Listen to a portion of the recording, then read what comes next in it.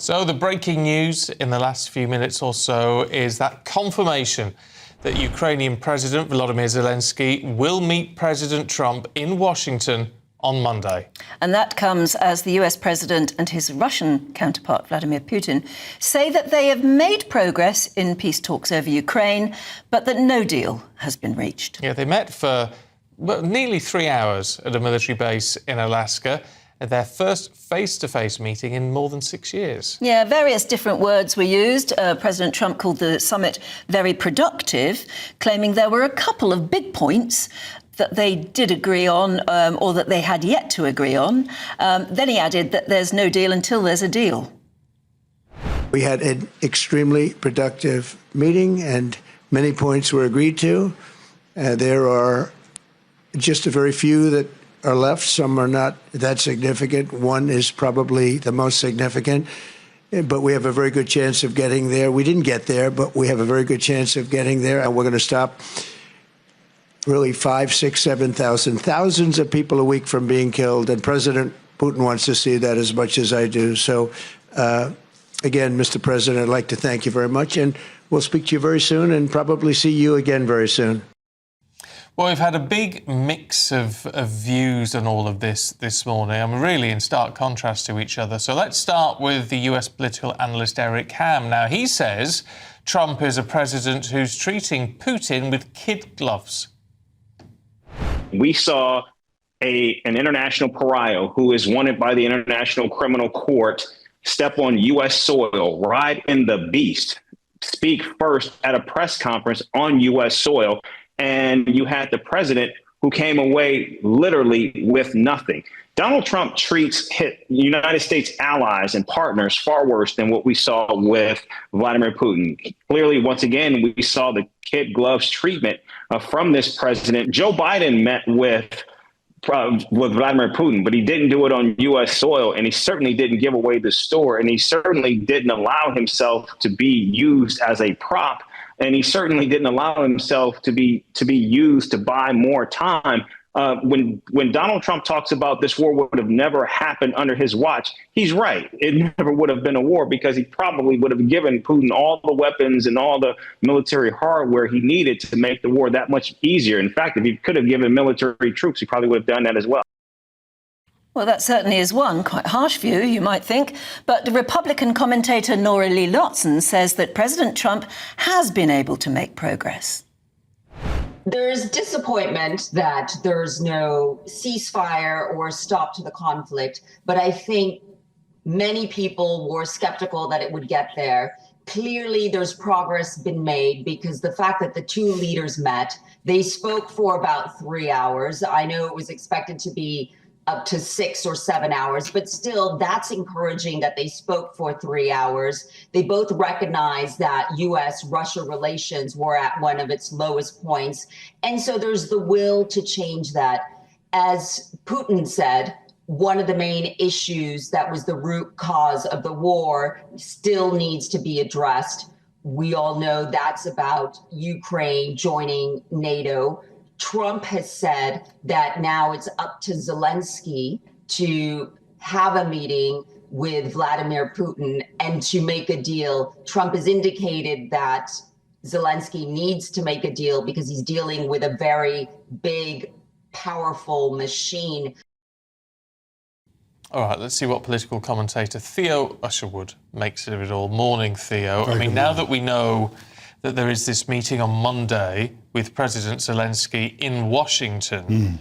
I mean, it implies there's something at least to talk about. Yes, I think it's a very positive tweet that Volodymyr Zelensky has put out in the last 10 minutes or so, where he talks about the fact that there are positive signals from the American side when it comes to participating in security guarantees for Ukraine. You'll remember previously when there was the idea that European nations could put troops on the ground in Ukraine, that this was seen as a non-starter by Russia, by Vladimir Putin.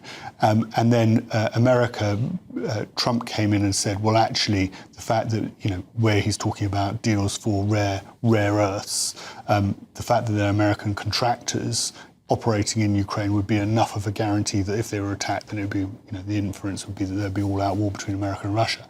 And I think it's, for Zelensky to turn around and say, actually, there are good signs that America, the inference is, potentially want to go much further in supporting Ukraine and ensuring that a ceasefire it materialises and that we don't just see a situation, and this is the fear not just in number 10, but right across Europe, that any agreement is just a chance for Vladimir Putin to take a step back, reorganise his forces, rearm, and then go again, either at Ukraine or possibly another European nation on Europe's eastern flank, possibly even a NATO country. And of course, then that brings into a question about whether, and there is serious concerns that Donald Trump may not stand by Article 5 and come to the defence of a nation. So this is, I think, actually a very positive statement.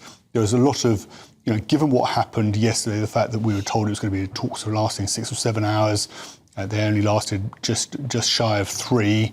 There was no agreement in place.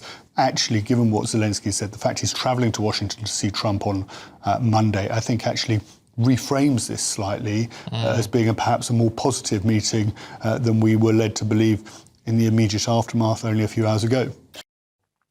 Have you had a random call lately from a strange number, maybe trying to sell you something or even scam you? If so, your info could be out there.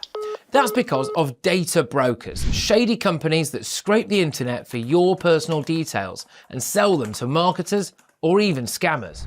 These days, scammers can even use AI to mimic your friends' voices and trick you into sending money.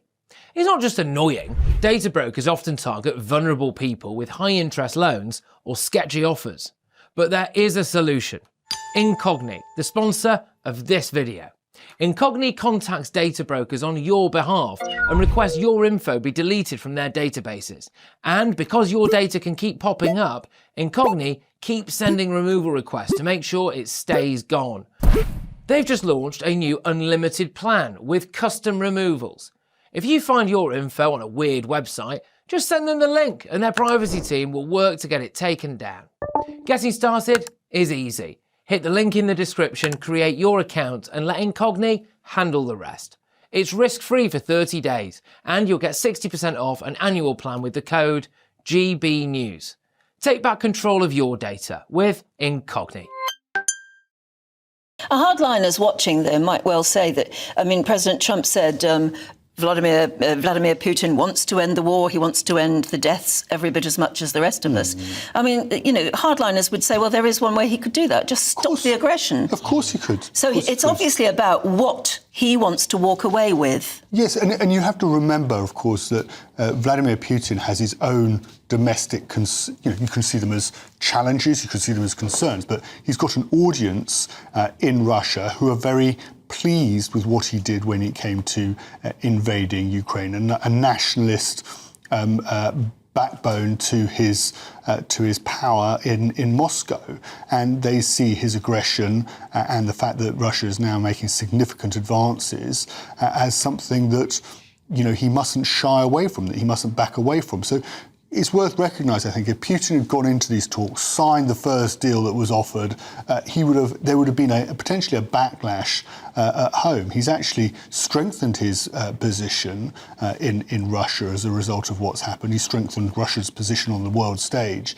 And so from Putin's point of view, he doesn't want to sign the first deal that comes along. I think the important thing now is that Europe and Zelensky can sign up to the principles of what Trump's been talking about with Putin, and then we'll find out, I'm sure, very shortly what this particular sticking point is, whether it's territory or potentially elections that would be required, and then see if that can be overcome. But certainly, the mood music yesterday was that there's a deal that could be done from Donald Trump and from Vladimir Putin, and the fact that Zelensky has welcomed the talks, I think is a good sign, because it wasn't so long ago he was pretty much chased out of the Oval Office by Trump and J.D. Vance for being too presumptuous about the current situation in Ukraine and Americans' apparent lack of support. So there's got to be a concern, hasn't there, for Ukrainians and indeed for European leaders, including the Prime Minister,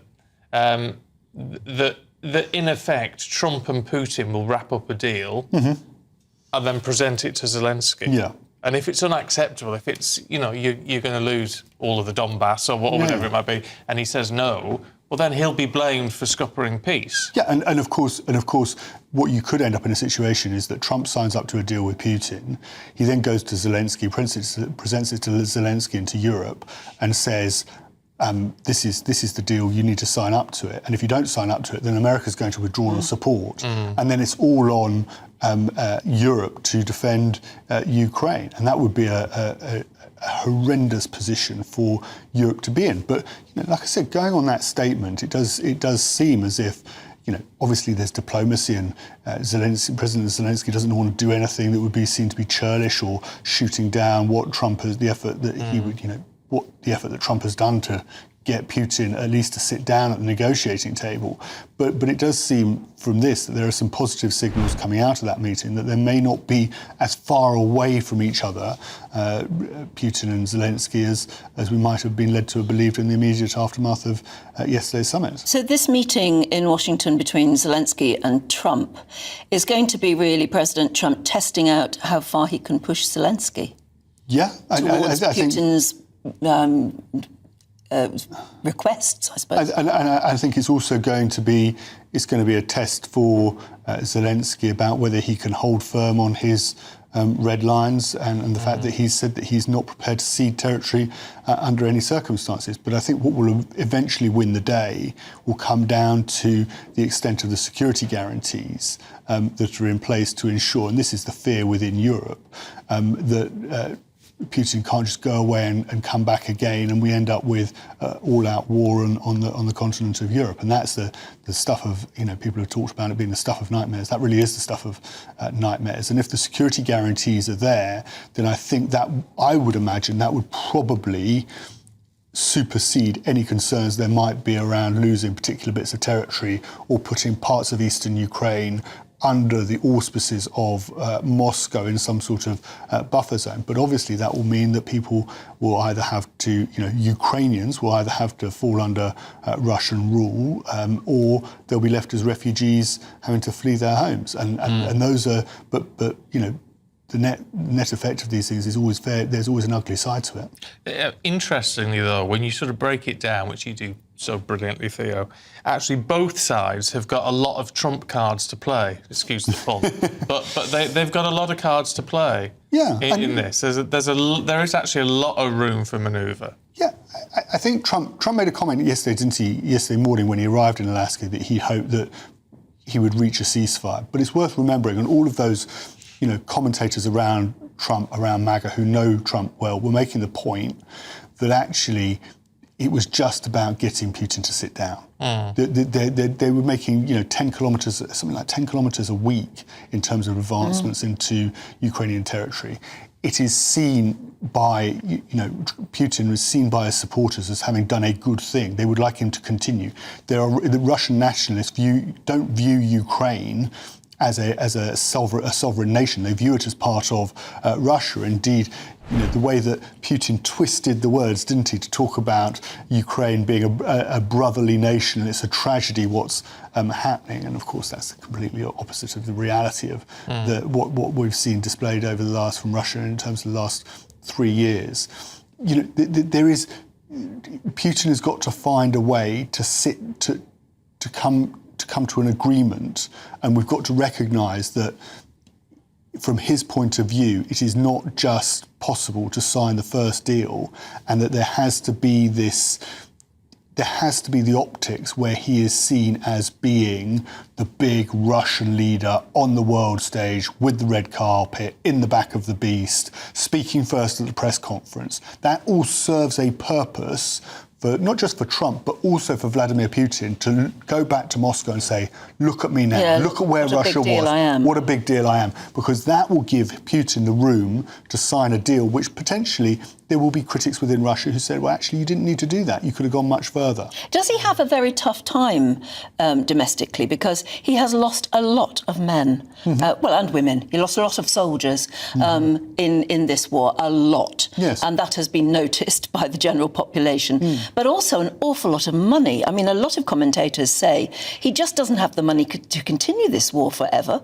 No, but he's also, the sanctions haven't been as effective as, it's not been completely across the board. We know that China's been supportive. He's been able to get troops from North Korea. But you're quite right to say, a lot of Russian blood and Ukrainian blood has been spilt in this war, and there will be.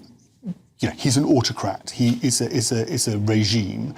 I don't think the pressure is necessarily on Putin from the people of Russia, sadly. I wish it was different. But I think the pressure is on Putin from his nationalist base. And that's what he's got to be conscious of, that he's got to be able to see. For instance, look at what happened in Afghanistan.